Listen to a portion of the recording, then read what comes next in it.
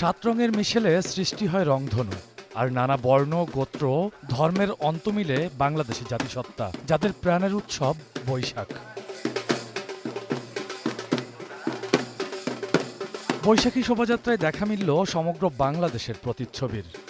বয়স যেখানে কোনো বাধা নয়, বরং উৎসবে সামিল হতে পারার আনন্দে উদ্বেলিত সবাই। তাতে কত রং আর সাজ। শোভাযাত্রায় অংশ নেন মণিপুরী, মারমা, চাকমা, হাজং সহ নানা আদিবাসী গোষ্ঠীর মানুষ। এই উৎসব সবার জন্য মিলন মেলা। সেখান থেকেই তাদের কণ্ঠে বৈচিত্র্যময় সংস্কৃতি বাঁচিয়ে রাখার তাগিদ। ভেদাভেদ না থাকাই সবচাইতে ভালো, কারণ হচ্ছে আমরা যেহেতু সবাই মানুষ, বাংলাদেশি সবাই, সেক্ষেত্রে সবাই একসাথে থাকাটাই হচ্ছে আমাদের জন্য আর সবার জন্য ভালো। দেশ যাতে উন্নতি হয়, সব দিক দিয়ে যাতে ভালো হয়। ভবিষ্যৎ হোক নিরাপদ, বিনিয়োগ হোক বিশ্বস্ত, আর আমার পছন্দ সল্ট বে। ওয়েলকাম টু সল্ট বে। বাঙালির নতুন বছরকে বরণ করে নিতে এসেছেন ভিনদেশি মানুষও। সুদূর ইউরোপ থেকে এসে গালে ট্যাটু এঁকে মাথায় গামছা বেঁধে বাঙালি সাজে সেজেছেন অনেকেই। জানালেন বর্ণিল আয়োজনের সাক্ষী হতেই তাদের বাংলাদেশে ছুটে আসা। We are from Belgium. We are a group from 4, and we're doing a trip for 3 weeks around Bangladesh.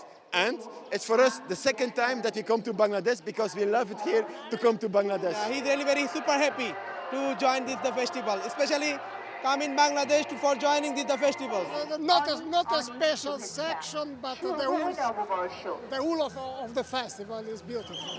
বৈশাখী উদযাপন কোনো ধর্মচক্রে আবদ্ধ হতে পারে না বলে মনে করেন বর্ষবরণের উৎসবে অংশগ্রহণকারীরা। সব অপচেষ্টাকে রুখে ভয়কে জয় করে সুদিন ছিনিয়ে আনার প্রত্যয় সবার মুখে।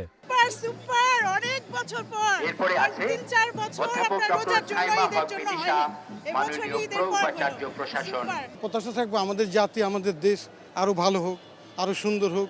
দুর্নীতি, দুঃশাসন, অপশাসন, ওই যে একটা মুছে যাক, জরা মুছে যাক। রবীন্দ্রনাথের সেই আছে না, এসো হয়ে বৈশাখ, ওইটাই তো আমাদের কামনা। আমাদের এই সংস্কৃতিটাকে যেন সে মুখ থুবড়ে না পড়ে, সেটাকে আমরা একসাথে মিলে ঐক্যবদ্ধভাবে মোকাবেলা করি। ঋতুবৈচিত্র্যের বাংলাদেশে বর্ষচক্রের পরিক্রমায় আবার এসেছে নতুনের আহ্বান।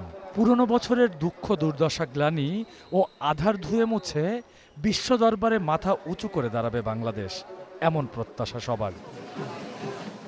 Rakibul Rahat, one news, Dhaka.